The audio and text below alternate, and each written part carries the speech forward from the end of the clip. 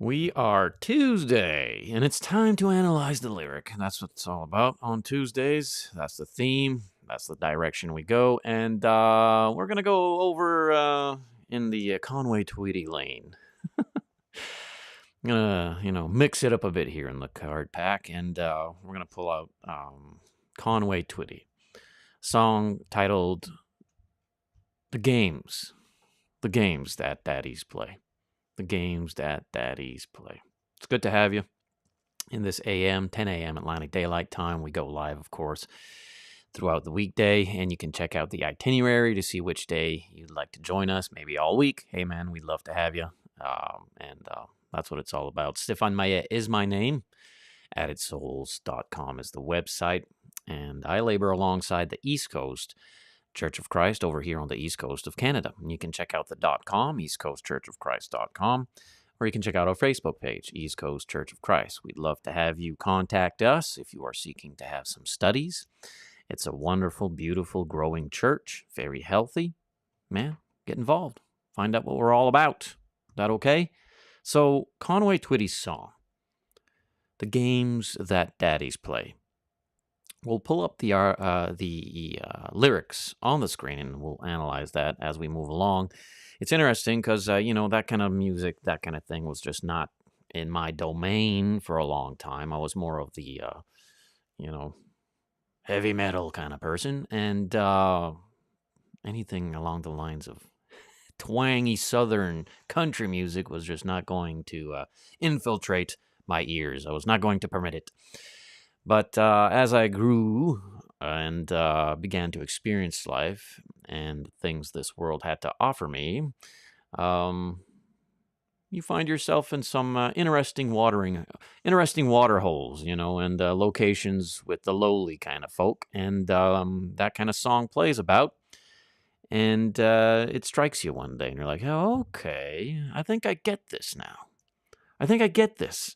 I understand the poetry of it. I understand the dialect. I've lived life long enough now to recognize the validity of our experience in these lyrics, in this kind of sound. And sure enough, I think I was in my late 20s, early 30s by the time I put on a Conway Twitty's Greatest Hits. And it came about, would you know it? And I knew about Conway Twitty for a long time. My parents had a wonderful and extensive catalog of music and records back then. Records, they've gone full turn, haven't they?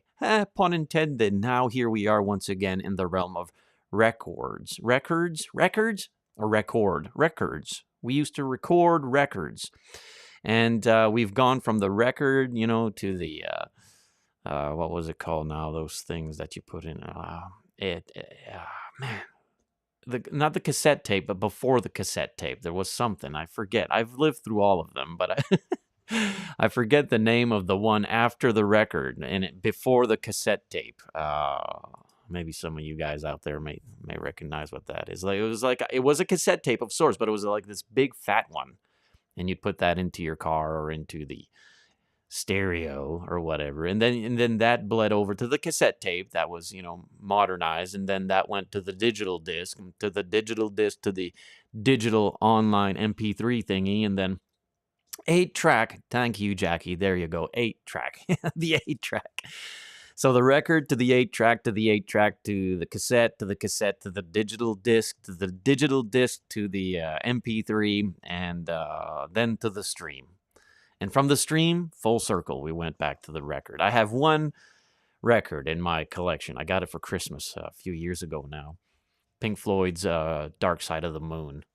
Now I just have to, go get myself a record player all over again. But why did we do full turn? Like, why are people going back to the record? Well, because of obviously there's a nostalgic aspect to it.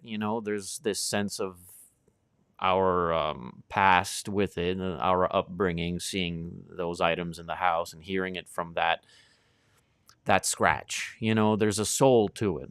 There's a mojo to it. And you can't find that in modernized music business technology. It just has an authentic and genuine sound to it that you can't get anywhere else but a record, I guess is how I would explain that. But yeah. We are putting we are certainly putting our age on the table, aren't we? Yeah, but that's okay. I mean, we are young at heart. The scriptures taught us how to become innocent, as children, and we try to remain within the innocence of our mind, even though these bodies they they grow old. So yeah, Conway Twitty didn't, wasn't a part of my catalog, but it was. I knew of Conway Twitty. I knew of Loretta Lynn. I knew of Waylon Jennings and Johnny Cash and Merle Haggard and Willie Nelson. I could go on and on.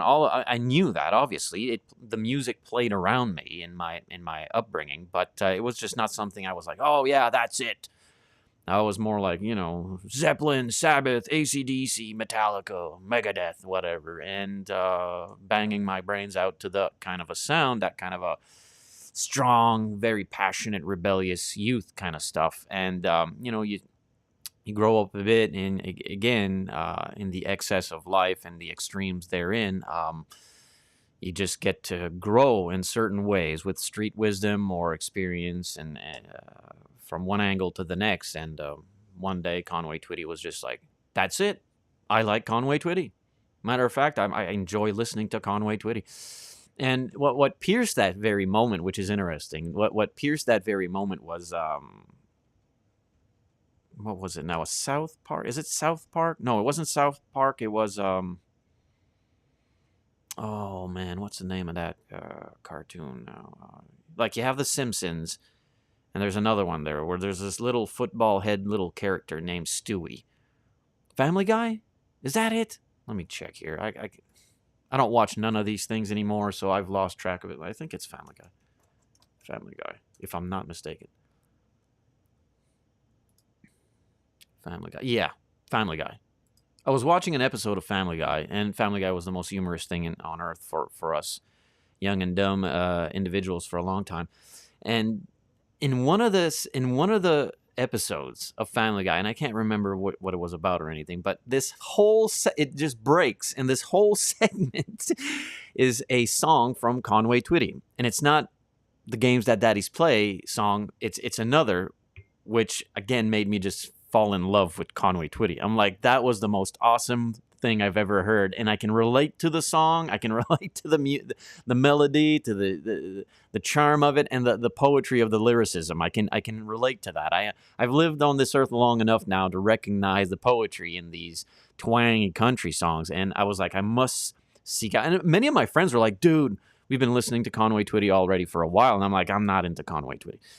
But when I heard that evening, sitting on the couch in my first home, I still remember it, and I'm watching an episode of Family Guy, and that song comes on.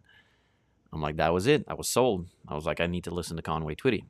And I got the greatest hits, and I've been listening to Conway Twitty ever since. Matter of fact, I still have his greatest hits in the van, and the kids could probably verbatim sing all the songs. And it's a great teaching tool, right, of what happens here and what happens there. And they are certainly very welcoming very welcoming to our analytics, or analyzing the song with. So the Games That Daddies Play. The Games That Daddies Play is the song, is the lyric we're going to be looking at. I do appreciate all the viewership, my dear friends. Hey, listen, if you're new here, please consider subscribing, right? A bit of housekeeping stuff. I need to say this just to remind ourselves that we can all participate together. Please consider subscribing, liking, sharing, drop a comment, say hi, whatever. Share the link far and wide. There's others out there who might enjoy this kind of material and want to tune in with us. Of course, you can support this work. I encourage you to do that if you are willing and able to do that. Helps put food on the table.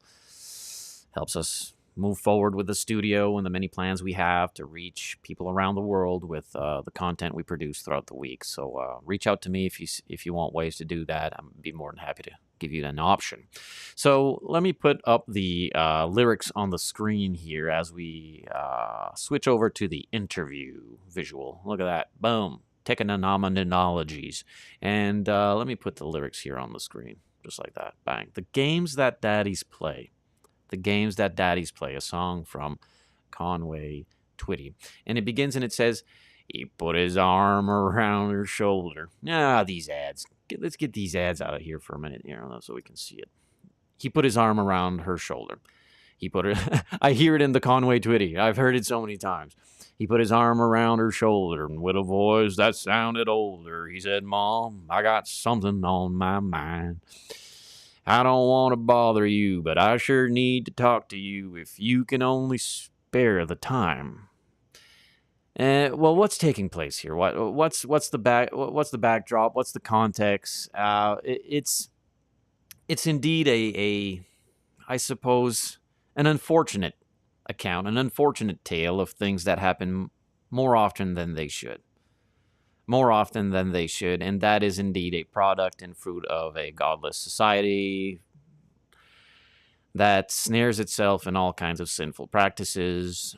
At times it may be high-handed and rebellious. I'm going to do this and make a mess of life. At times it's just really a matter of weaknesses and struggles and succumbing to the temptation of desires we should not seek to practice. And whichever category you fall into, the result is justly the same. You'll find yourself the recipient of chaos in the family, chaos and sorrow for our children. Of course, that's the teaching tool of this poetry and this country song. So he put his arm around her shoulder with a voice that sounded older. This child has grown up. There's a mother, there's a child. The child is growing up.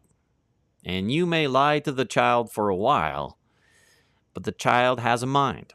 And he or she is going to accumulate independent thoughts and is going to begin to ask questions.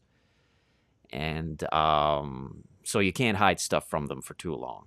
You can't hide stuff from the kids too long. They're going to learn it after a while. So he put his arm around her shoulder. There's a son, there's a mother, with a voice that sounded older. He's growing up. He says, "Mom, I got something on my mind. I've been thinking about something here for a while. And I'm hoping you can help me out with it because I want some answers. I want some answers to what's been taking place here, Mom. Now, I don't want to bother you, but I sure need to talk to you. I don't want to become a pest. I don't want to make you weary or anything, but we need to have this conversation. Like there are too many in-your-face, elephant in the room kind of stuff, and I really need to know what's happening here, Mom. I need to know what's going on here. If you could only spare the time, if you could only just give me a few minutes here, I'd really love to ask you some questions. And Mom, I hope you understand how much I love and need you. Like no matter what, I'm your son. I love you. You love me. That's not going to change. But I need to know some stuff, and I need to ask you. And I don't want you to take this the wrong way. I really don't. I'm not. The motive of my heart is pure, but my conscience is bothering me, and it's about time I find out what's going on here. I need some answers. But don't you think I'm old enough now, right? And big enough and strong enough to play the games that daddies play? Like, can I do that? Have I not attained the measurement of independence enough so to void you of any strong concern as to the activities that I can now participate in, right? Can I participate in these things? Don't you think that I am old enough for that? Strong enough? Bold enough? Capable of taking care of myself kind of stuff? Can't we do that? You see, my friend, Billy Parker's dad. You're familiar with my friend, Billy Parker's dad? You know Billy Parker's dad, right? Well, he came by today to see me. And he wondered if I'd like to go with him and Billy on a hike. And, well, maybe camp out overnight. The way I've seen him do in picture shows, in the movies, in the silver screen. And there's one thing I'd like to do. And maybe, if I ask him to, he'd sit and talk with me man to man. We'd only be gone overnight, and I could find out what it's like to play the games that daddies play. Am I not old enough now to do adult things? And can't I go with my friend and his dad to do like adult things? Like camping out and talking and stuff? Because I have some questions. There have been some things that have taken place leading up to this moment, and I need to find out. I need to know. I need to know. So she quickly, of course, his mother quickly turns to hide the tears from her son of 7 years.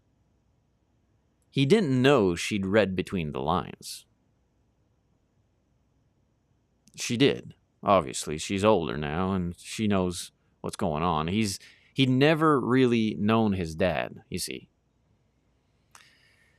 He's never really known his paternal origin. What's the ancestry of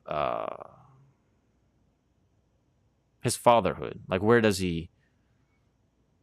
who's his dad? Where's daddy? I never really known who my dad was. I've never known that question. But I've seen stuff. I've been I'm curious about some things. And although he'd never ask, she knew exactly what was on his mind. Well, yeah, she's the mother. She knows her child. And her child's growing up. And he ain't, mid-40s or anything. But these kids, man, I'm telling you, they learn real quick. They see things. They observe. Now they have questions. Well, he'd never really known his dad, and although he'd never asked, she knew exactly what was on his mind. She searched her mind in desperation. 6 long years of separation dimmed the words she knew she had to say. I hope you're never big enough, or old enough, or bold enough to play the games that daddies play.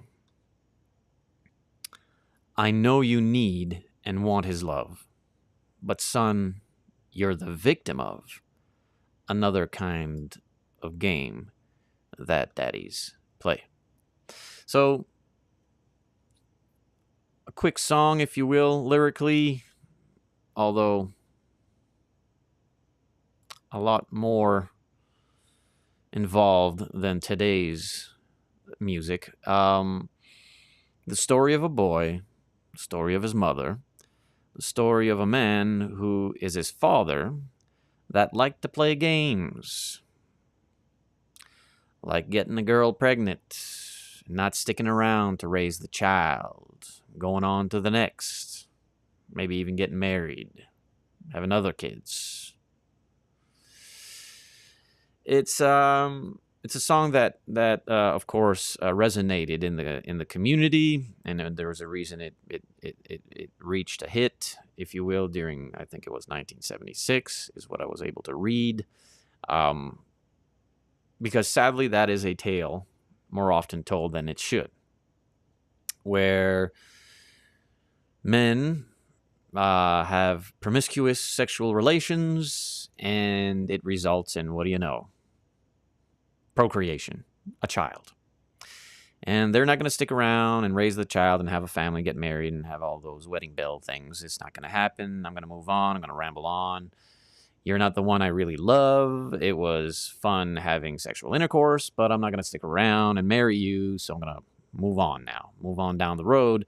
Well, now there's a woman with a child, and she has to raise the child. And big up to her to do that, by the way, because in today's lunacy and immorality, depravity, and just murderous bloodlust, it's an option to violently extinguish human life. And that is indeed a sad state of affairs. However, there are still women out there who have the courage to recognize their weakness in sleeping with a guy who wasn't going to stick around. And some girls, sadly, in their naive state of mind, think that, well, if I give him some of this, he'll stick around. No, he won't. Oh, he sees the goods and he wants it. And once he has it, it's done now. He's going to move on to the next one. You just been played. Players love you when they're playing. So they recognize that and they have a moment of, aha, now I recognize what it is that I've done, and I shouldn't have done that. It's resulted in a human life, so I'm going to take care of the human life, and I have great honor and respect for a woman who does that. That recognizes her error and her folly to the temptation of having a man the wrong way, I guess, luring in a man the wrong way, but wanting to take care of the child. And she wants to take care of the child, but what do? The child is growing up in a single home unit. It's not the model that God wants, but God has certainly given us instruction to do the best we can. If that happens to be the case, if you are if you're the husband and the wife takes off on you and you have children, or if you're the wife and the husband takes off on you and you have children, or if you are outside of wedlock and you've been with a man and now you have a child, vice versa, or whatever, how that may work, though it is more commonly the case that a woman has the child and the man takes off on her. Knowing what took place and growing from that, there is instruction, obviously, in the inspired writ to help us and to govern our thoughts and our life forward, even though the past has been checkered by these vulnerable moments in our life where we allowed sin to infiltrate, and now consequence. It's a blessing to have a child. The child is a blessing, no doubt about that. But there is a consequence having a child outside of wedlock, and in this situation, well, clearly mountains to climb. So this child, he's growing up, and he's recognizing some stuff. Billy Parker's dad, Billy Parker, and his mother, and stuff like that. And he doesn't fully grasp, I think, what's taking place here, obviously at his age, but his mother sees, she can read the sign. She knows what's taking place here. You see, Billy Parker's dad, well, he and I had a flingy thing, and that didn't work out. He went on his way with another and had Billy Parker, and well, I'm here now, single mother with you. Maybe that's the case, and well, he wants to know those answers. He wants to see what's going on, and he can't, he wants to play games that daddies play, and he thinks that's maybe this way or that, but his mother obviously knows what's going on and says, yeah, no, you don't want to do that. I hope you're never big enough or strong enough or bold enough, which, I know why she would say that in that way to her child. The truth is, you're not strong, you're not bold, you're not courageous, you're not old enough, you're not none of those things, messing around with women and getting them pregnant and then moving on to the next. And I know what that looks like. I mean, I have many friends in my past life who that's what they do. I mean, they got all kinds of kids all over the place. Some of them they probably don't even know they have. It causes a lot of pain for the child. I've been friends with individuals who that's been their upbringing. They don't know who their dad is, and by the time they do, there's all kinds of animosity, bitterness, and it's caused a lot of pain in their lives. Well, what does that? Well, it's the result of sin, obviously. That's why the model that we are given, the instruction that we are given, is indeed regarding a lawful marriage, male, female, husband, wife, children. That's the best we can have here on this earth, this fallen world. And that model works well if we operate according to the instructions and principles of Christianity, um, the moral code of it. Nonetheless, the song, of course, hits the airwaves and it finds an audience because, well, many of us go through that in life. And so we sense that common bond. Yeah, I've lived through that. Or, yeah, I'm a child of that product, the games that daddies play. And sadly, in our past life, that's the kind of games we would play. The games that daddies play. And what is it ultimately that's being said? And that's why I miss the music of the age back in 40s, 50s, 60s, 70s. I'd even go to the 90s, believe it or not, because there was a sense of decency with it, though it is speaking of real life occurrences and sadly the results of sinful practices and activities. It was done so in a graceful way, if you will. It was not promoted as that's what you should be doing, that it's it wasn't flowered up as it is today, which is now just specifically driven with filth. It's just there to make you pretty much vomit at how depraved they are. But this had a sense of grace and decency to the poetry found within. It is indeed real life experience for a great many of us who have lived in sin and been the recipient of the consequences. I miss that. I miss the way that they were capable of saying things like the games that daddies play. Well, you and I are mature enough. We know exactly what that means. It means an individual who's fornicating or being an adulterous person that results in a child that's going to grow up in a broken home.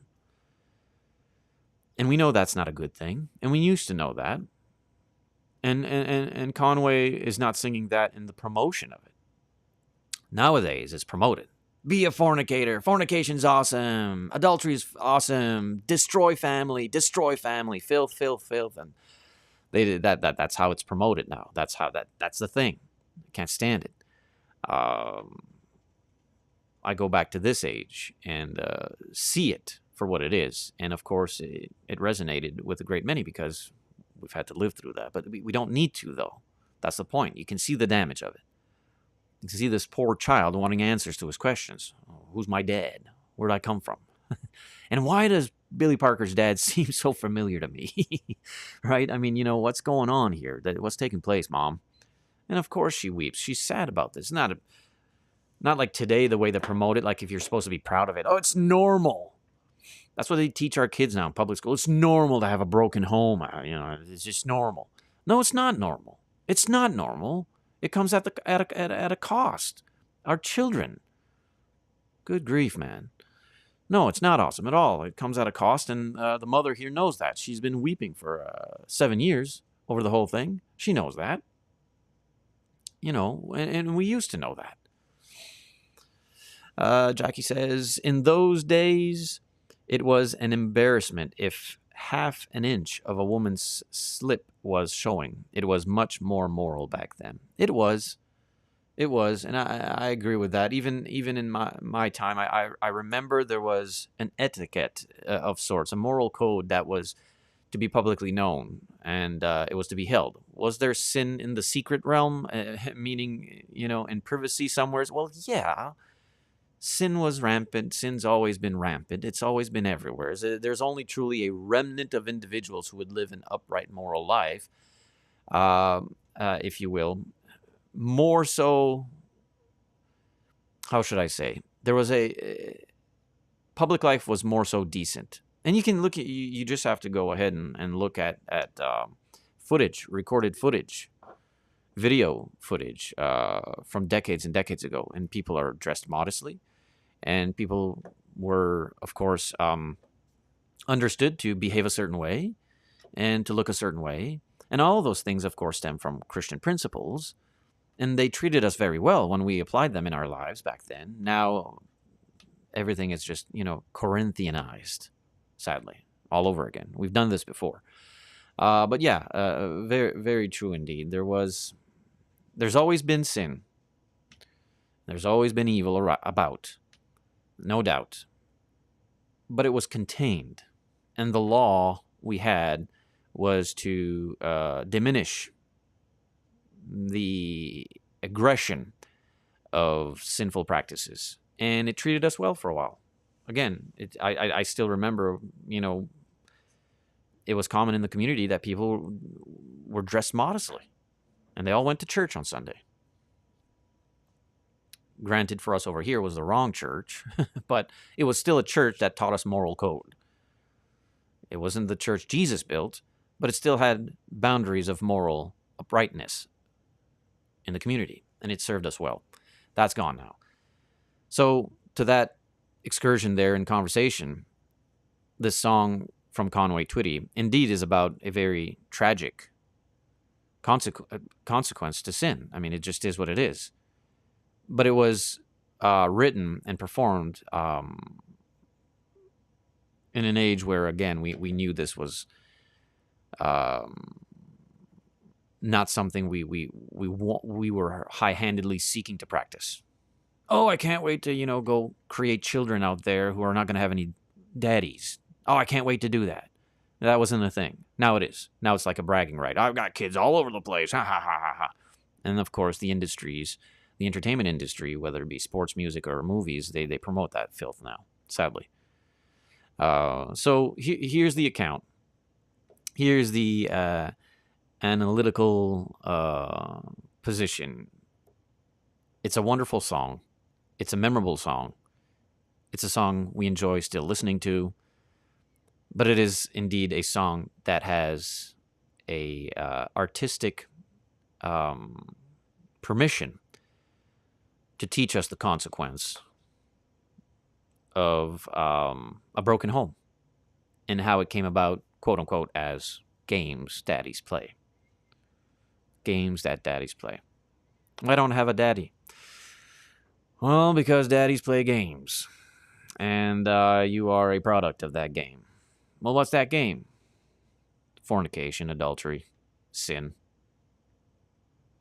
So because of that, because, Mom, you had a moment of weakness that night with a charming man that gave you all kinds of sweet nothings, you gave him your most intimate and private love, and it resulted in me, but now I can't be with my dad because my dad moved on and married another or others, or yeah, it just didn't work out. I shouldn't have done that, but you've been a loving blessing nonetheless. We love you, I love you, and I'm sorry you had to go through that and to know this, but it is a result of a male and a female practicing sinful things they should not have been practicing. See, you and I, we've done those things. We've made those messes, and we've learned the consequences and how deep they cut.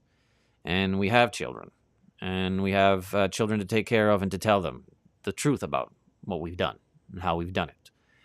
But I assure you, it is much better for them that you be truthful and upright with them and say, listen, Dad messed up. Dad didn't used to follow Jesus. Daddy didn't used to follow Jesus. And because I didn't follow Jesus, I would do things that were bad, that were wrong, and having sex out of wedlock. That's a sin. We're not supposed to do that. I know we think we can because we mask it with the word love. We call it love, but it's not love. It's lust.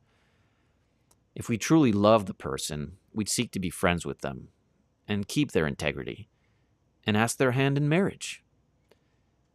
And if it is indeed a best friend that you're ready to marry, listen, within the confines of marriage, my dear youth, have all the sex you want. Matter of fact, I encourage you to do that. Have sex. Have fun with it. But it needs to be in the location of a lawful marriage. Well, Jesus teaches us that. I didn't used to follow Jesus. We didn't used to follow Jesus. So we made mistakes. We sinned against God. And the consequences are that there are children who don't have moms and dads. And broken homes. And that's bad all around because it makes life harder than it needed to be. And I'm sorry and I beg your forgiveness. I do hope you forgive me. I've begged God for forgiveness. He forgave me. That's the only peace I get to have. That kind of conversation. I'm just impromptu kind of setting forth perhaps a conversation you need to have, but that's a conversation that needs to be had at a given time. The 3-year-old child is not going to understand that conversation. You have to wait a bit, but there is a way to raise them. Because if you come to Christ, if you come to Christianity, and you find yourself an individual who was found a victim of the games that daddies play, you're going to have to teach your children these things. You're going to have to be upfront with them and transparent with them and tell them what happened and how it happened. That is the best form of communication to give them hope in wanting to follow the Christ. And they'll see that genuine sense. They'll see that. They'll be like, okay, well, it's kind of sad that I, an innocent party to this whole thing, have to grow up now without a daddy. What did I do wrong? Again, you're a victim of it. The poor child that is playing outside on the sidewalk with his friends gets hit by a drunk driver and loses his or her life. The child didn't deserve that. The child did not deserve that. That's unfair, isn't it? It's a fallen world. Well, it's the consequence of the individual who was driving drunk. Well, if I go sleep around, if I go sleep around and have kids all over the place, they will be born and raised in a household without a father. They are the innocent victims of this whole this mess. But it doesn't change reality. It is what it is. Because of my actions, they now have to grow up without a dad. Now, at times, the mother may find a suitable partner who will become the father figure. And at times, it's been a blessing. In some homes, it's been a blessing because the individual that comes afterwards is truly a loving man who takes care of the children as if they were his own. And that is a very unique and loving thing, most certainly. Most certainly. And the case can be true for a mother or a father. But we have to be real with each other, and we have to have these conversations. I mean, even the secular world, in its sinful ways, understand these things. Sadly, from the wrong perspective, but they do. And they write songs, and we understand those songs. We sing those songs. We listen to those songs. And we can certainly analyze them and learn practical application to it. Friends, listen, please consider subscribing, liking, sharing, drop a comment. You want to reach out to me, Stéphane Maillet, addedsouls.com. We can have ourselves a phone call, video chat, whatever is necessary. I'm here for you, man, as best as I can. We go live from Monday to Friday. Well, from Tuesday to Friday. 10 a.m. Atlantic Daylight Time is the time slot, the usual time slot. On Mondays, I upload. On Mondays, I upload at 10 a.m. But if you look at all the days, the itinerary there, and you'll find the themes of the days, if you will. Maybe there's something in there you'd find interesting. Today was analyzing the lyric. We looked at Conway Twitty's The Games That Daddies Play, a story about a young boy growing up without a dad because, well, his mom and this other man got together and, did stuff they shouldn't be doing. And it resulted in these consequences. All right, man. Hope you appreciate that. Hope it makes a little bit of sense to you. Giving you some things to think about to that end. Again, there's no need for it. We just have to think before we act. I tell my kids all the time, meet someone, meet a best friend. Marry a best friend. Someone who truly loves Jesus, gonna love you. You won't have to worry about becoming a song called the kind of games that daddies play. Stay focused and stay positive. I truly appreciate you all a great deal. I appreciate all our supporters. We love and pray for you each day. You allow us to grow the Added Souls ministry and the content we produce, the studio. It's a blessing. Truly it is, and it's not taken for granted. We thank God every day that we are blessed to live this kind of a life. You in this kind of a life, you truly have faith in God every day. You really do. Our life is at the mercy of His grace, and through supporters like you, we get to function forward. I labor alongside the East Coast Church of Christ over here in New Brunswick, Canada, and I'd encourage you to check out the .com, eastcoastchurchofchrist.com, or our Facebook page, East Coast Church of Christ. You can find me on all sorts of platforms. I just opened up a YouTube channel. You can subscribe to my YouTube channel. I do share some stuff there that is unique to the YouTube channel. I'm on Twitter. Just opened up a Twitter account there not too long ago as well. I have a Substack. I'm on iTunes, Spotify, all those locations. Our biggest platforms, of course, is on Facebook and on Rumble. But we're found everywhere. Maybe there's others out there who'd like to see this information and follow along. Obviously, we are heavily censored and heavily suppressed. The algorithm reach is manipulated. These platforms don't want us to reach anyone, so we kind of have to do the legwork. So if you can, share the link and stuff like that. It'll help. That okay? Hope you have a positive day. Lord willing, tomorrow we'll continue our studies in the book of Exodus. And man, it's been wonderful. So I really hope you can join us at 10 a.m. Atlantic Daylight Time tomorrow for that. Good stuff. Peace out.